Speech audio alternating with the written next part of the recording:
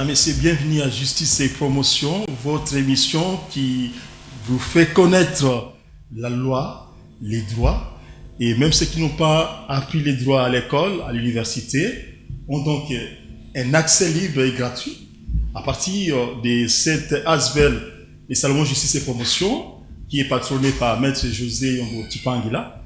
Et c'est chaque jeudi à 20h30 et samedi à 21h15 que vous suivez cette émission. Soyez les bienvenus. Maître José, bonjour, bonsoir. Bonsoir, bonjour, Monsieur Clément. Alors, vous êtes les bienvenus. Merci. Et merci. Nous sommes contents que vous continuez de vulgariser les droits, la loi. Oui, c'est un devoir librement consenti. Voilà. Aujourd'hui, on parle de l'importance du nom.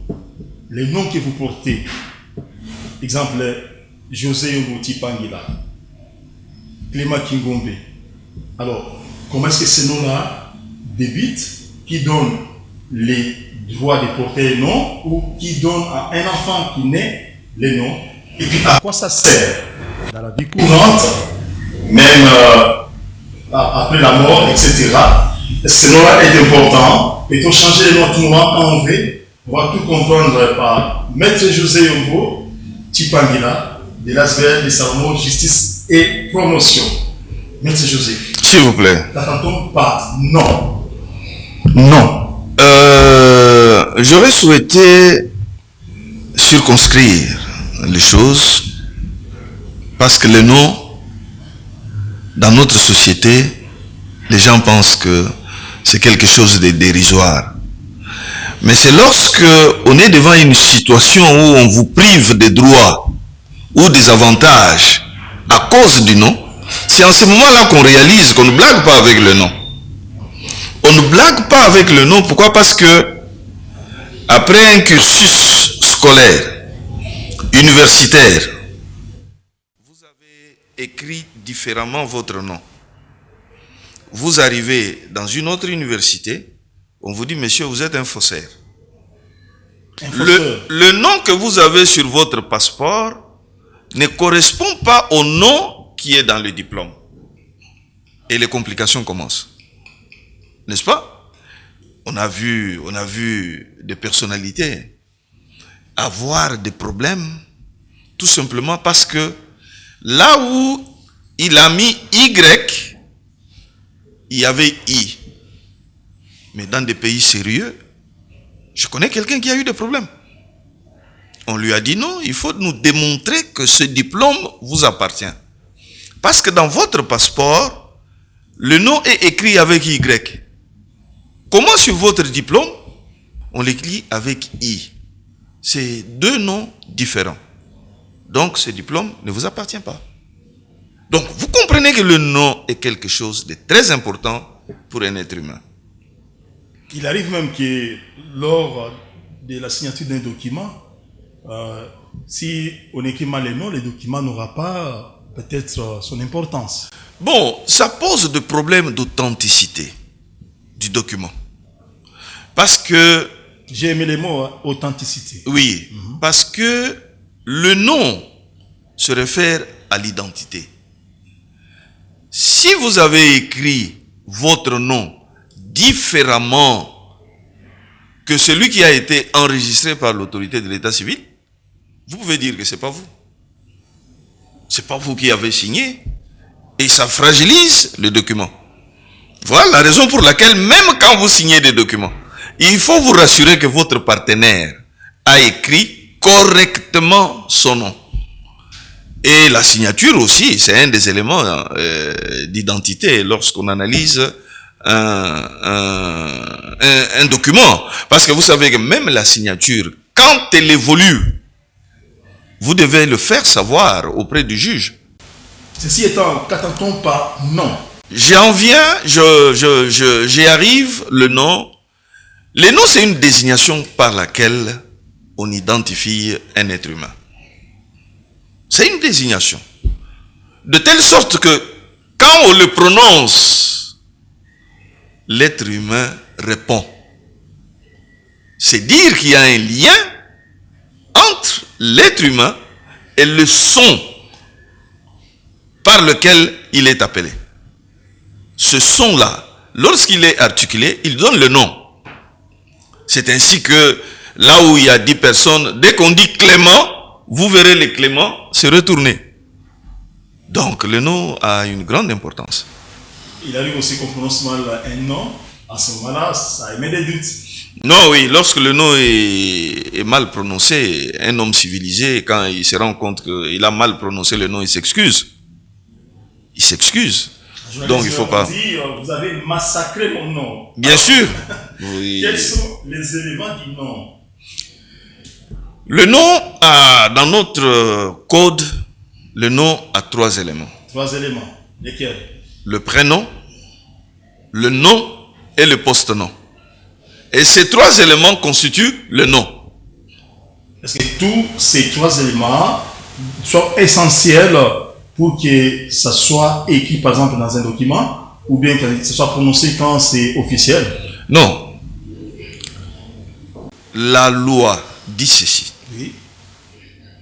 Le nom peut contenir un seul élément. Ah bon? Ou plusieurs éléments. C'est à vous de choisir. On ne peut pas reprocher à quelqu'un parce qu'il s'appelle Kingombe tout court. On ne peut pas vous reprocher. Mais si vous avez déclaré le nom de Kingombe, n'ajoutez pas un autre nom. Si vous ajoutez un autre nom, vous changez de nom. Donc, le nom peut avoir un seul élément ou plusieurs éléments. Où devons-nous chercher à donner les noms à nos enfants? Peut-on donner un nom chinois, chrétien, ou bien peut-on inventer un nom? Bon, c'est une question très intéressante. La loi dit.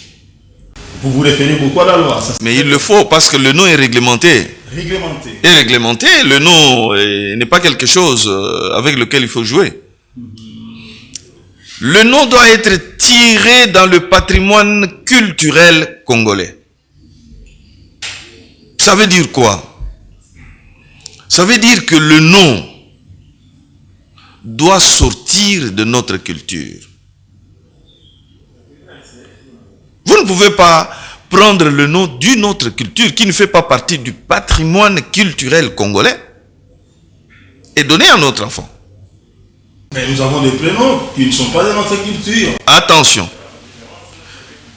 Les noms ou les prénoms qui relèvent de la colonisation font partie de notre culture. C'est acceptable. C'est déjà un patrimoine pour nous. Un héritage. C'est une culture pour nous. On se dit, écoutez, je veux être chrétien et pour manifester mon adhésion, je dois avoir un nom chrétien. C'est accepté, c'est connu dans notre société. Et ça fait partie déjà de notre patrimoine. Mais ce qui ne fait pas partie de notre patrimoine, l'officier de l'état civil peut refuser de l'enregistrer. Ah bon? Mais oui. La loi dit le nom doit être puisé dans le patrimoine culturel congolais. Vous venez. Si on donne par exemple un nom chinois à un enfant, est-ce mais peut-être il était votre patron, alors par reconnaissance, vous donnez son nom. C'est ça le problème. On veut respecter la loi ou pas. C'est réglementé.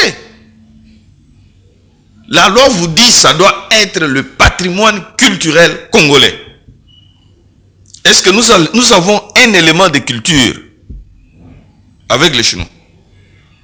Il y a des prénoms ici américains, Maître José. Ça, vous le savez. C'est des prénoms chrétiens, protestants ou catholiques. Nous avons accepté ça dans notre patrimoine culturel. N'est-ce pas? Nous avons accepté. Ça, c'est d'une part. D'autre part, lorsque nous parlons de la loi, on ne parle pas de la pratique. Parce que vous trouverez des noms chinois. Vous trouverez des noms chinois. Mais qui doit faire appliquer la loi en termes de respect de la loi sur le nom? C'est l'officier de l'état civil. Quand vous arrivez avec un nom compliqué, il vous dit non. Non. Et en dehors du patrimoine, il y a aussi des gens qui se permettent de fonder des noms. Fonder les noms. Oui, bon, il vous dit, mon enfant s'appelle Mervedi. Merveille, ça veut dire merveille de Dieu. Vous comprenez? Est-ce que c'est le patrimoine culturel congolais? C'est déjà français, non? Non. Est-ce que ce nom est puisé dans le patrimoine culturel congolais? Mais la Bible, de José, quand on est chrétien. Mervedi n'est pas dans la Bible. Alors, quand on parle des merveilles de Dieu? Mais c'est pas dans la Bible. Mervedi n'est pas dans la Bible. C'est comme une sorte de sigle là ou quoi? Là. Oui. C'est-à-dire que on a formé son nom. On a fondé, comme on dit. C'est pas autorisé. La loi ne l'autorise pas. Ne fabriquez pas des noms. Mais allez dans le patrimoine culturel, trouvez le nom. N'est-ce pas? Mais n'oubliez pas aussi que la langue fait partie de la culture. N'est-ce pas? Le Congolais, dans notre culture, il y a des niveaux. On va vous parler de la tradition. On vous parle de la tradition. On vous parle de la colonisation. N'est-ce pas? Aujourd'hui, la langue française adoptée par le Congolais, n'est-ce pas, peut être un trait de culture pour les Congolais. L'anglais n'a rien de culturel avec nous. Aujourd'hui, nous réfléchissons, nous pensons, nous agissons, bon, parfois conformément à la langue française. José, excusez-moi, il faut faire attention, hein, parce que l'anglais aujourd'hui, c'est la langue mondiale. Et naturellement, ça vous le savez, tout intellectuel aujourd'hui a besoin d'apprendre l'anglais. C'est déjà... Est-ce que ça fait partie du patrimoine culturel congolais? C'est ça la question. Donc c'est terrible alors. Non, mais c'est simple. Est-ce que l'anglais fait partie du patrimoine culturel congolais? On l'adopte à l'école, l'anglais. Oui, c'est une langue qu'on apprend. Ouais. C'est une langue qu'on apprend, comme on peut apprendre le swahili, le lingala ailleurs. Mais est-ce que le fait qu'un Britannique apprenne le lingala à l'école, le lingala fait partie de sa culture? Je pense que non. Bon, maintenant, la plupart des enfants, bon, plusieurs, disons plutôt, enfants à qui les noms en langue anglaise a été donné et qui grandissent comme ça, qui deviennent des personnalités, la loi en ferait un problème? La loi est claire. La loi est claire. La loi dit ceci. Par exemple, John. La loi dit ceci. Sun. John, c'est Jean. Oui, sun, soleil. Mais justement, glory, gloire. Est-ce que ça fait partie de notre culture? On peut dire que ça nous appartient. Oh, c'est la propre. Mais le problème, c'est quoi? Le problème, c'est que vous trouverez même qu'il y a des parents qui ne déclarent pas les naissances de leurs enfants. Mais ils donnent le nom. Ils donnent le nom, mais sans déclarer la naissance de l'enfant. Or, pour toute référence, pour connaître le nom de quelqu'un, c'est à l'état civil. C'est lorsque vous déclarez la naissance devant l'officier de l'état civil qu'on vous demande comment il s'appelle. Et ce que vous donnez là ne peut plus être changé n'importe comment.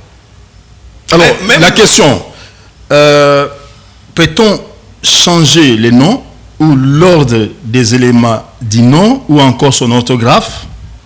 Pas du tout. Le nom, oui, l'ordre des éléments, oui, l'orthographe sont immuables. Comment expliquer? Nous voyons les pasteurs ici qui disent par exemple aux fidèles, écoutez, comme vous êtes devenus chrétiens, comme Jacob a été changé à une Israël, alors vous étiez par exemple, c'est un exemple, Kingombe, maintenant vous devenez Chipangila. Non, mais ça vous dépend. Parce que Je vous donne un exemple facile. Allez-y. Vous avez étudié avec le nom de Kingombe, certificat de l'école primaire, Kingombe, brevet et cycle d'orientation, comme à l'époque, Kingombe, diplôme d'état, Kingombe, graduat, Kingombe. Vous attrapez une grave maladie, comme nous en avons l'habitude, vous allez vers l'église pour y être guéri. Vous arrivez là-bas, on vous dit, vous n'êtes plus Kingombe, vous devenez Yombo. N'est-ce pas? Ok. Désormais, on vous appelle Yombo, sans qu'il y ait de procédure. Mais si votre père avait déclaré Kingombe chez l'officier de l'état civil, mais vous aurez de sérieux problèmes. Parce que les Congolais sont tellement distraits, on va vous appeler à la CENI, déclinez votre identité. En tant que candidat, par exemple. Vous devenez Yombo. N'est-ce pas? Au moment où on va, pour certaines fonctions, on vérifie, bon, mais avant de le nommer et qu'il apporte quand même les titres, on trouve Kingombe avec une carte d'électeur au nom de Yombo. Mais on va vous dire que monsieur, mais ce diplôme ne vous appartient pas. Qu'est-ce que vous allez faire? Mais on peut tracer, on peut faire la traçabilité, on trace, on va vérifier. Donc, au niveau de l'école, des établissements supérieurs ou universitaires. La traçabilité, c'est quoi? La traçabilité, c'est des documents. Quand on veut savoir le véritable nom de quelqu'un, on ne va pas à l'école. On va là où on avait déclaré sa naissance. À l'état civil. À l'état civil. N'est-ce pas? Ouais. Mais on peut aller, on trouve que oui, il y a un Kingombe qui a étudié ici, il y a un Kingombe qui a eu son brevet de cycle d'orientation, il a eu... Ok. Mais on vous dit que Kingombe là, ce n'est pas vous. Vous allez démontrer ça comment?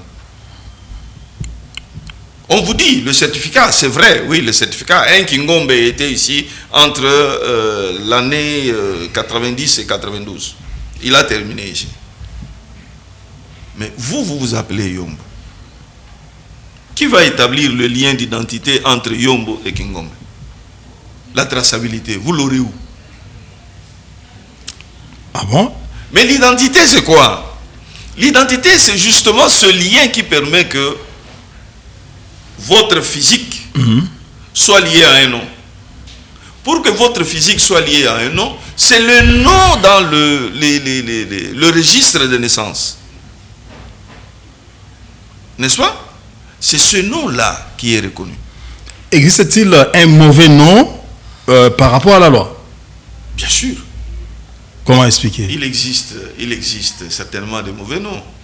Écoute, la loi interdit les noms à caractère injurieux. On vous donne un nom, par exemple, Munogosolo. N'est-ce pas? La loi interdit. Ça peut être voilé dans une sorte de dialecte. Ça, c'est pas grave, non? Attention. Ça serait grave quand même, hein? C'est lié à la culture. Et parfois même aux bonnes mœurs. Le nom de quelqu'un ne doit pas choquer les bonnes mœurs. Quelqu'un qui prend le nom, excusez-moi, d'une partie intime. C'est interdit. Absolument interdit. Ah bon? C'est absolument interdit. C'est interdit parce que vous allez choquer tout le temps les bonnes mœurs. Et si c'est en dialecte, vous ne comprenez pas, ça pose toujours un problème. Attention, ça va poser le problème là où on comprend. Quand on va révéler le caractère injurieux d'un nom, on ne va pas l'enregistrer. L'officier de l'état civil n'enregistre pas. Un nom provocateur. Un nom provocateur. On ne l'accepte pas. Donc, le nom doit répondre à un certain nombre de critères liés aux bonnes mœurs, à la pudeur aussi. N'est-ce pas? Le nom ne peut pas avoir un caractère injurieux. D'ailleurs, vous-même, vous savez que si vous avez un nom à caractère injurieux, l'enfant va souffrir à l'école. Alors, entrons une certaine profondeur de comprendre certaines choses qui vont peut-être émerveiller certains et surprendre d'autres. Qui donne un nom à l'enfant? Les parents. Les parents. Ce sont les parents qui donnent le nom à leurs enfants. N'est-ce pas? Le voisin ne peut pas venir quand même donner le nom à votre enfant. Un voisin qui se permet de venir donner un nom à votre enfant, c'est qu'il y a un problème. Mais il y a aussi des pères spirituels et des mentors au niveau des partis politiques. Et quand un enfant naît dans une famille qui lui est proche, il dit, il va porter mon nom. Ça arrive aussi, Maître José. Non. Mais qui donne ce nom? Je sais qu'il y a des gens qui peuvent demander. Non, papa, comme maman attend famille, en tout cas, cet enfant, donnez mon nom. Mais ce n'est pas ça, donner le nom. Le nom, c'est quand les parents, un des parents ou les deux, ils se présentent devant l'officier de l'état civil, ils donnent le nom.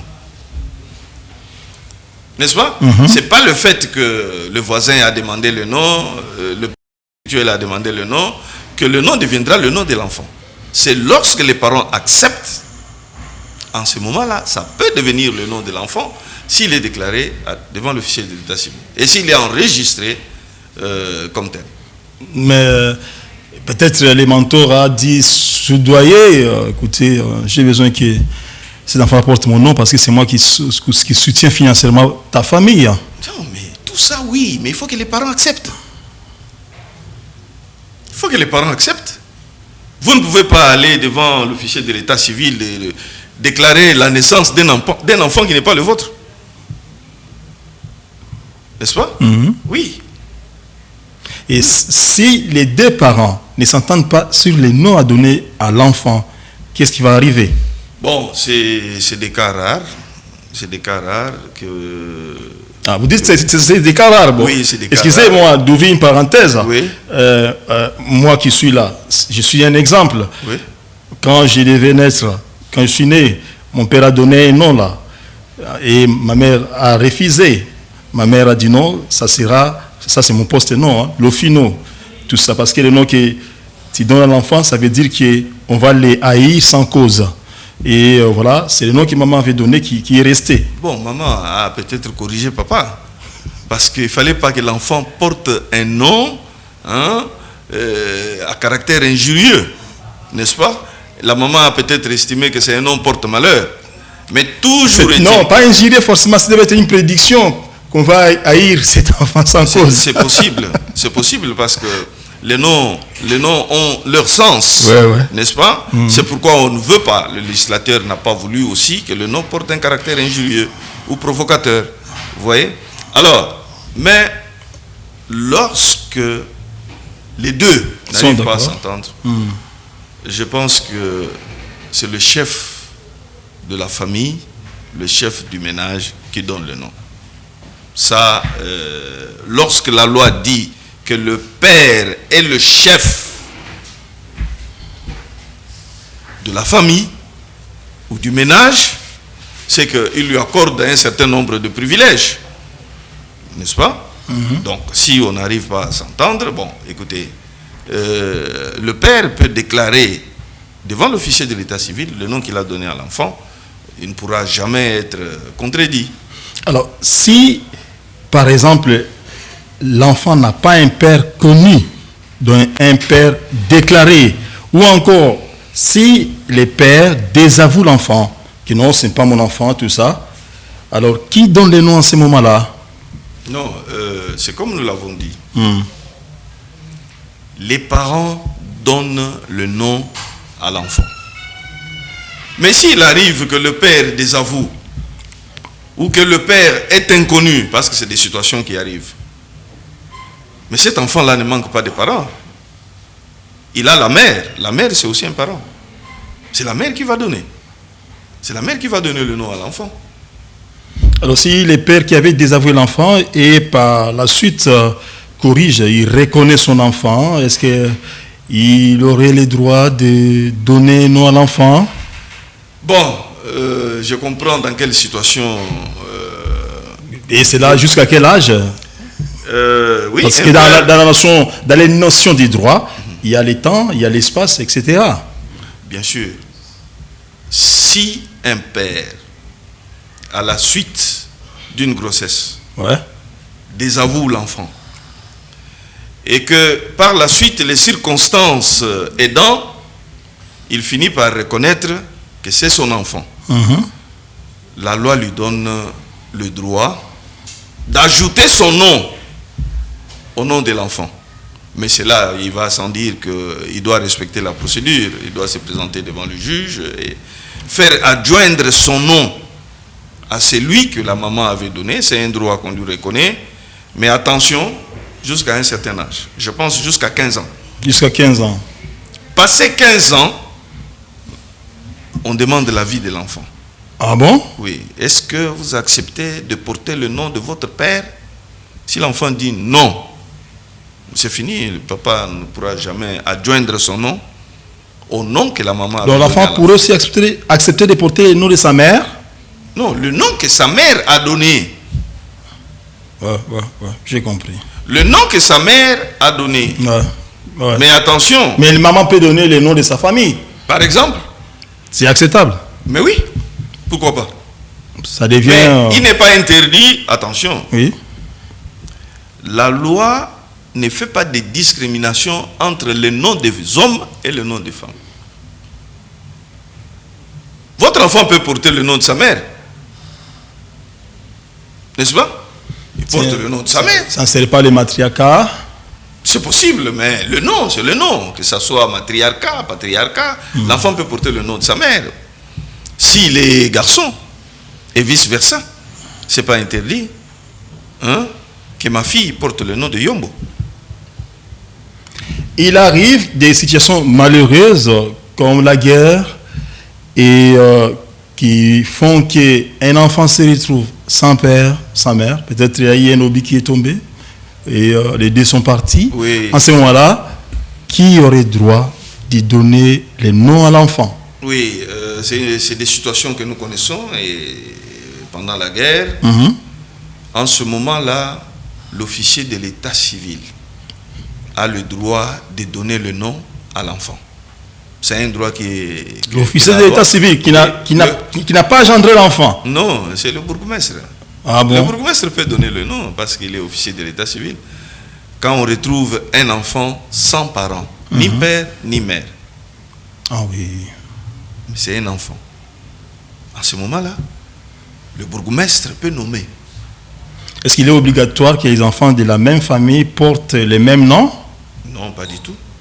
Il n'est pas obligatoire que les enfants de la même famille portent le même nom. Par exemple, le Tipangila, vous avez votre petit frère Tipangila, votre sœur Tipangila, est-ce que la sœur peut avoir un autre nom? Ça ne va pas un peu faire une sorte de, je dirais, de ségrégation? Non, attention.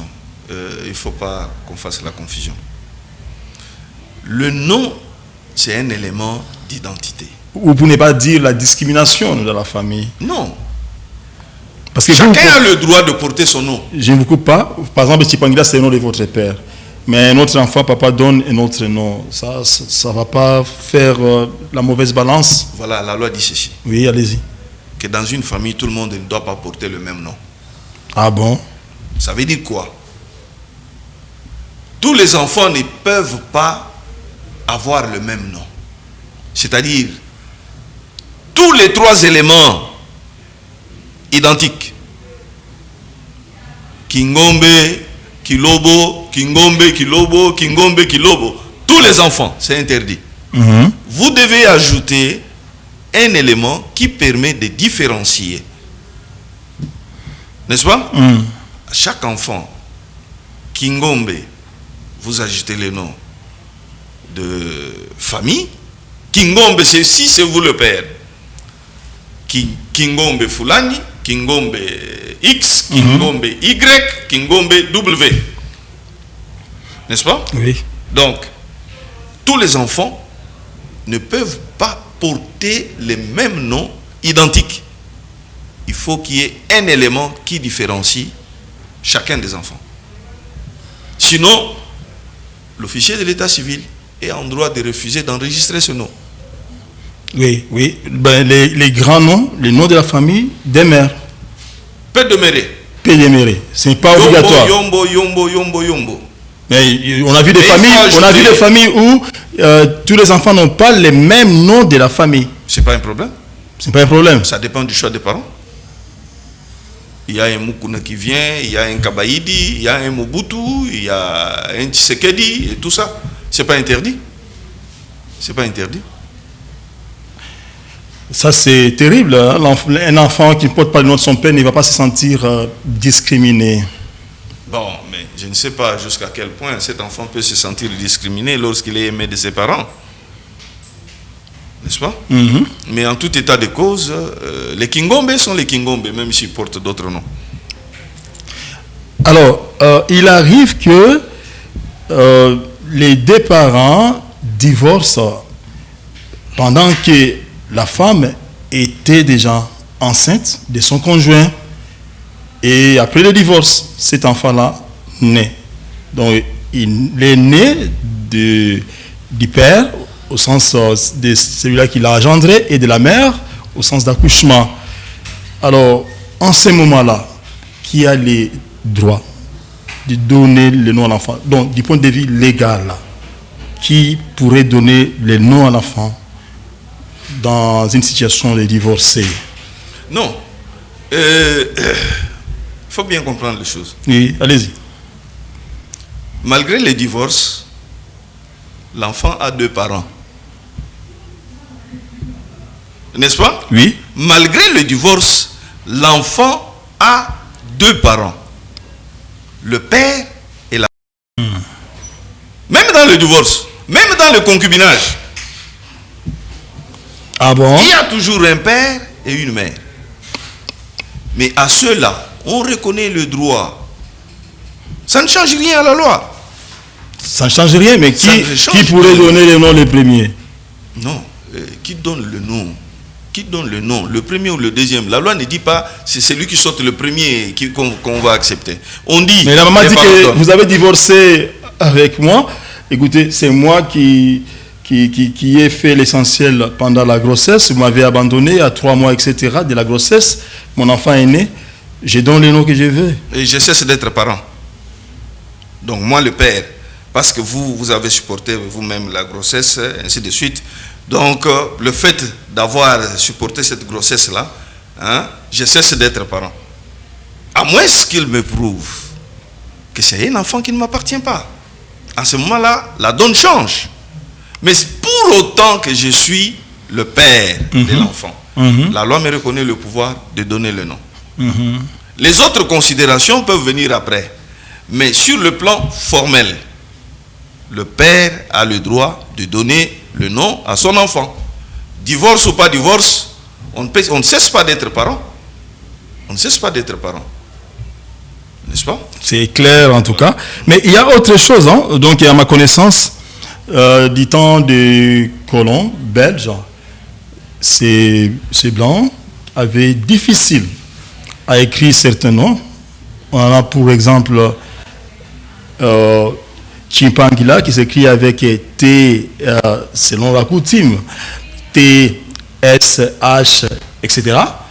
Mais certains ont écrit ça en C. Mais la prononciation chez nous, Congolais, on sait que c'est un nom bantou, on prononce Chimpangila. Sauf que si les documents légaux, c'est avec C. Il y a Lumumba, on a écrit Lumumba, parce que c'est ce qu'ils pouvaient prononcer.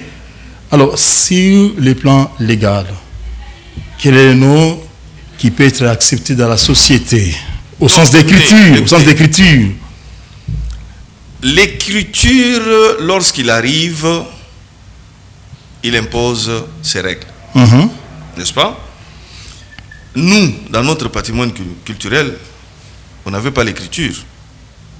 Mais qui nous amène l'écriture? C'est le colon. C'est le colon, ouais. Et le colon va écrire ce qu'il entend conformément à ce qu'il sait écrire. Il nous a donné le son chi avec T, S, H, I. Mais il s'est fait que, au cours de l'évolution de l'histoire de la RDC, il y a eu un mouvement qu'on a appelé mouvement d'économie linguistique, là où il y a quatre lettres, on peut réduire à 2 lettres. C'est ainsi qu'à l'époque, si je me souviens bien, le ministre, c'était M. Mboula Moko, qui avait convaincu le comité central du MPR, qui avait convaincu qu'au lieu d'écrire T-S-H-I, on peut utiliser le CI. Ça, c'est pratiquement latin. Hein? Kirkumuenire. Mais en latin, on lit Circumuenire. Et on a adopté ça. Bon, ça a été adopté, hein, le mouvement d'authenticité. Dans votre nom, Chipangila, c'est ainsi que on peut facilement identifier le chi d'antan. On peut le référer au si d'aujourd'hui. Parce que ça, officiellement, c'était accepté. Mais toujours est-il que ce que vous avez déclaré devant l'officier de l'état civil, l'orthographe qui a été déclarée devant l'officier de l'état civil, l'authenticité. C'est ça. C'est ça l'orthographe authentique que vous devez maintenir et que vous devez respecter. Si devant l'officier de l'état civil, vous êtes allé écrire avec T-S-H-I, vous devez vous conformer à cette orthographe. Vous savez que par rapport à la loi, Yombo et Yombu, c'est pas la même chose. Kingomba et Kingombe, c'est pas la même chose. C'est 2 personnes différentes. Donc on ne blague pas avec l'orthographe de nom. Ça peut vous créer des problèmes devant les gens qui savent faire respecter la loi. Ça, c'est vraiment clair. Ça nous aide beaucoup, cette thématique, l'importance du nom. Alors, de la fécondation in vitro, où c'est un domaine purement scientifique, mais aussi légal, parce qu'il y a les noms, hein, c'est ce dont on parle. Un donneur, excusez-moi, des spermes, écoutez, nous parlons devant les adultes, a signé avec un hôpital ou un centre biologique de ne jamais divulguer les secrets, on peut dire, médicaux, sur les plans médico-légaux,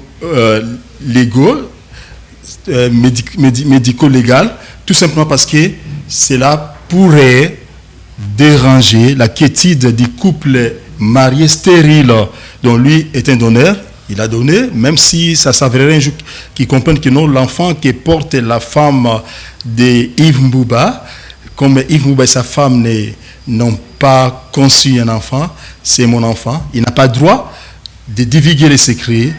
Alors, mon problème, c'est ceci. Quand l'enfant naît, qui a droit de donner le nom? Bon, écoutez. Vous savez que la loi... Parce que là, c'est un secret aussi. Hein. On interdit même aux médecins de divulguer les secrets là. D'accord.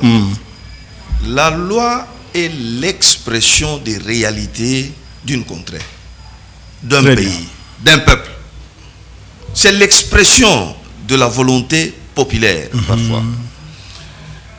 Cette situation n'a pas été réglementée par notre loi. Notre loi l'ignore. N'est-ce pas? Notre loi l'ignore. Mais si nous devons extrapoler, pour autant que l'origine de la sémence n'est pas connue, et que sur le plan de fait, nous voyons M. X et Mme Y qui portent un enfant, on suppose que les deux sont des parents. Et on peut se conformer à la loi et dire, c'est notre enfant, nous donnons le nom. C'est clair, vraiment. Ça ne va pas faire couler de l'eau. De toute façon, madame aurait participé à partir de l'ovulation. Ça se comprend aussi que ces couples-là donnent un nom. Oui, peut donner un nom, je ne trouve pas d'inconvénient, mais je souligne que c'est une situation qui n'a pas été réglementée par notre loi. Alors, en dernier lieu, qui a le droit de donner un nom aux animaux domestiques accompagnateurs de l'homme. On peut citer les chiens, les chats, les perroquets. Donc, puisqu'ils sont toujours à côté de nous, on les voit, ils ont aussi droit à un nom. Donc, qui a le droit de donner un nom? Les droits des animaux viennent d'où? Hein? Les droits des animaux viennent d'où?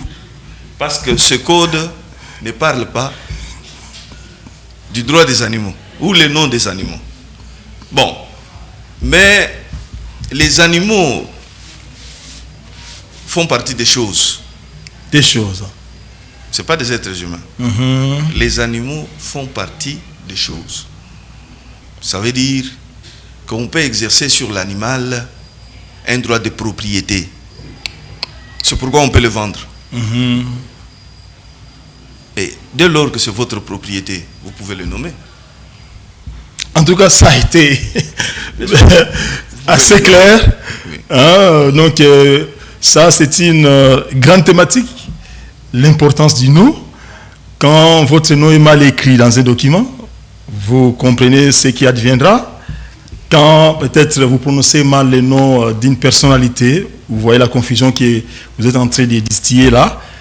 Et surtout, vous qui avancez comme ça, en changeant de nom pêle-mêle, hein, faites attention. Mais Maître José, en conclusion de cette émission, est-ce que quand on change de nom, donc au courant de sa vie, pour une raison X ou Y, l'État peut reconnaître ça, selon qu'il y ait traçabilité au niveau d'un jugement quelconque, ça peut se faire? Oui, le changement de nom doit être ordonné par un juge. Ouais. C'est-à-dire que vous saisissez le juge, c'est le juge de paix, en modification de nom. Ça peut être relié aux documents scolaires, académiques, etc. Oui, mais c'est-à-dire, vous motivez. Ouais. Pourquoi vous voulez changer de nom?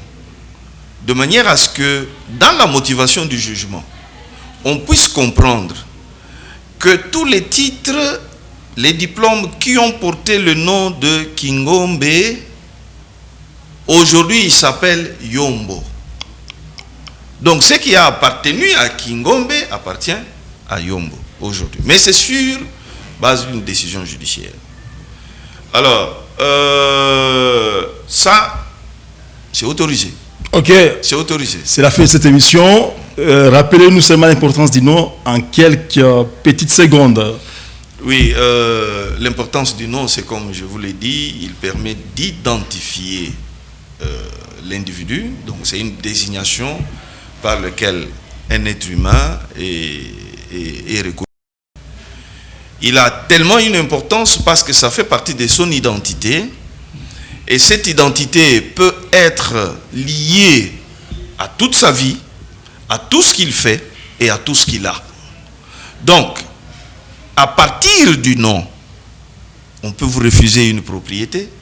À partir du nom, on peut vous refuser le droit au diplôme que vous avez. À partir du nom, on peut vous refuser de l'emploi. Donc, le nom fait partie de la vie d'un être humain. Merci beaucoup, Maître José Yombo Chimpangila. Merci, Monsieur Clément. En tout cas, ça a été d'un grand intérêt identitaire de comprendre ce qui se passe avec nos noms. Et là, nous serons tous prudents désormais. On ne badine pas avec son nom, on ne badine pas avec le nom de son enfant, on ne badine même pas avec le nom de son épouse. À la prochaine opportunité. Bonsoir.